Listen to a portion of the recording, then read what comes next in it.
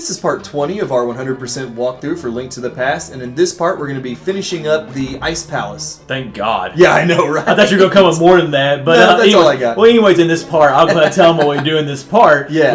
I forgot to do that too, so don't worry about it. It happens. We get the map, the big key, the blue medal, which is actually a defensive upgrade. Yep. Which is actually kind of nice after we got the temper sword right before this dungeon. It really is nice to get like the offensive and the defensive upgrades Yes. so close to each other. And then we also take on Kholdstare, the boss of the dungeon, which is not a hard boss, but as you'll see at the end of this video, I make it a lot harder than it really needs to be. Yeah. Well, it's kind of interesting. The entire first part of this dungeon, the only like dungeon item we got was the compass.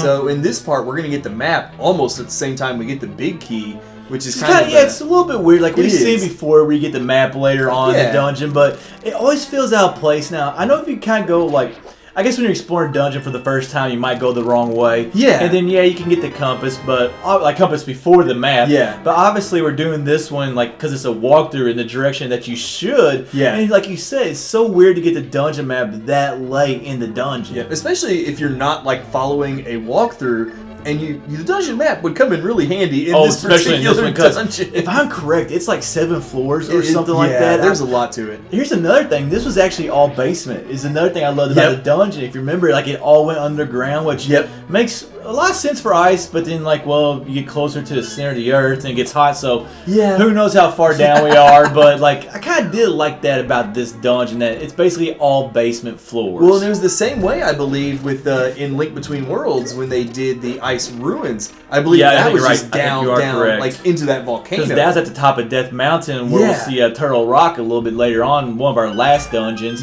But good point actually. So it's a nice parallel between the two games. I like the ice ruins a lot better in Link Between Worlds than I like the Ice Palace in this game. I really did. One thing I'm kind of a fan of in this dungeon though, these statues actually look really cool. They look kind of freaky. They're sticking their tongue out at us. I know, so that's they're one thing now. us. We do get to pull and kind of mess with them a little bit, but they're just sitting there, they're mocking us, they're sticking their tongue out, so... Which I thought was a nice little, like, puzzle solving, like, to pull on the tongue. It probably took me a little while the first time to figure that out. It's one of those mechanics, it's like, you don't think about ever doing something like that. Yeah, there's a statue, there's like a slab, like, out... appendage sticking out. But, like, sometimes, like... We always say, like, Zelda puzzles, the ones you can't figure out, it's always right there in front of you. And that's that one where you can easily just think, oh, this isn't possible. You can't, You shouldn't be able to pull on a tongue to open up a door. That makes no sense. Yes, it makes perfect sense, actually. Now, kind of going along with how we talked about the backtracking and going in circles that we do in this dungeon, the room we were just in with the giant, like, spiked ball or whatever that came and hit us, that's the second room like that there. It's like a 4-way intersection, so we go in circles so much, and it always gives us that option of like which way we want to go, and that just kind of goes along with what you mentioned earlier about just how much going in circles there really is. Like I said, like it's obviously backtracking because we're going through rooms we already had, but like I said, this is like really the first dungeon. I'm sure there's more like this, but like as I said in the first part, where it's more like circling around, like you basically, I guess it'd be more of a square because it's blocks. You square around. But you basically just circle around and just, you can easily mess that up. And just, I remember, I think you actually recorded, the first time we recorded it was terrible. I think you recorded this dungeon first. Tried to. And I remember you got lost pretty bad. It was bad. You had like, it's one of those things like when you get lost, you have absolutely no clue where to go. Exactly, and you just get that. And of course, when you're recording too, you kind of have a little bit of panic when you get lost. Yeah, and I know what you're talking about. Yeah, and you try to run and get it fixed. It's time to restart. It's time to restart this recording. Pretty much what we did on this one. But, we did a little better this time around. Yes, we did. Well, I think this is my second or third time recording this dungeon. To be honest with you, it's a tough dungeon, but it's one of those things. If you mess up in the first 10 minutes, now most people aren't going to understand what we're talking about, but try to have the best recordings, and sometimes it takes you 2-3 times. It's gonna happen. If it looks good, it wasn't my first time playing through the dungeon. Now, I really like how the blue mail, the dungeon item, looks. Like, I love that blue with the gold hat or yellow hat. Yes, I agree. I think that's a cool color scheme.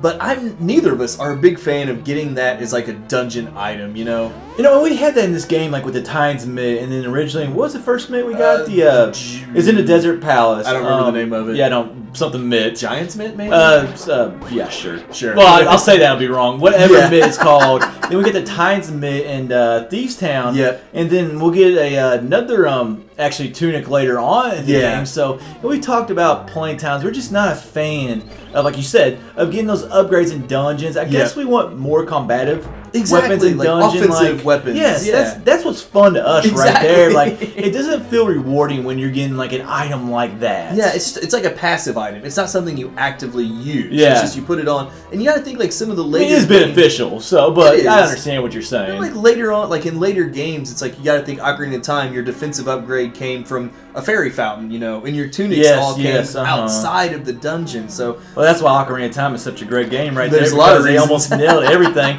I mean, the only complaint I have about an item in Ocarina of Time, almost said Majora's Mask, is that you got the bomb bag in Dodongo's Cavern. That was a little bit of a disappointment, but other than that, give us some good items. Give us the bow and arrow. Give us the hook shot, which obviously we got some of those in this game in some of those dungeons, but give us cool stuff like that in the dungeons. Give us the Rock's Feather. Come on. Give us the Rock's Feather. How awesome would the Rock's Feather have been in this game? Like, it would have added a whole new element, which it does for a lot of the games that it's in, especially Link's Awakening. Absolutely. The first game is in. Just add that whole new, there's a hole here. I can't get past this hole.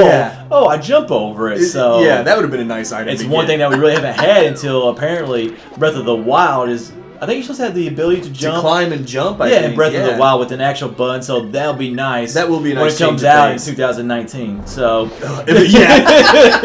we're still holding out for that March of 2017. 15, 16, 17, we'll get sometime. Just for documentation, we're recording this in October of 16, and we have not heard a word about it. This 16. I almost said 17. My lord. We're not there yet. We're skipping years now. Our heads are all over the place. You just had a kid. I just got married. I'm tired of the Ice Palace, man. A lot going on behind the scenes. Exactly. I'm tired of this dungeon too. The dungeon, it's crap. But then it's also it's not too long. It's only like 20-something minutes, but compared to the other dungeon, there's this game. It is one of the longer ones in the game. But here's the boss, Kholdstare, and like I said, this boss is not hard. I just make it look a lot harder than it really is. And like as you'll see, the drops kind of get me, like the icy drops get me a couple times. And I got stuck in a corner once or twice that also cost me. At this time, when you get hit, it's taking, I believe, maybe 3 hearts every single time. It gets you quite a bit. Well, we just got the blue mail, so it takes 2 hearts. It takes 2 hearts every time you get hit. But we kind of get in a couple of bad spots where we get hit by those bouncy things. But the thing I didn't like, and we're going to run into this in the next dungeon as well, this is I believe, the second eyeball boss of the game. And there's another one later on. It's just they haven't been counting, but sure, that sounds close. They're each a little different, but it's kind of annoying. Just they're the same general theme to them. And the first stage of this was just a joke. I mean, he's just sitting there frozen. With your bombos, which I think they meant for you to use your fire rod there. But first stage is a complete joke. Really, the second stage is not that hard at all.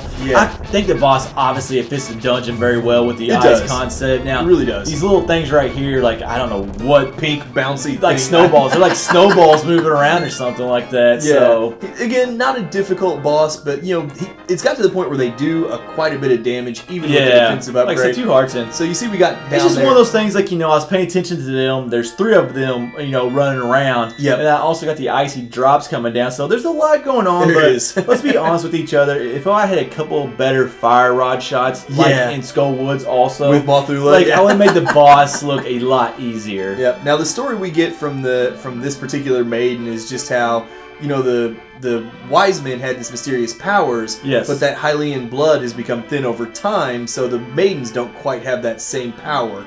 So, the powers will increase if they combine it with the courage. Knights, the courage of the knights, and then the wisdom of the wise men, which we might actually be in front of that. In the actual story. It doesn't really matter. I think we are, but that's kind of what's going on in the story. So now that we've finished the Ice Palace, this wraps up part 20 of our Link to the Past 100% walkthrough.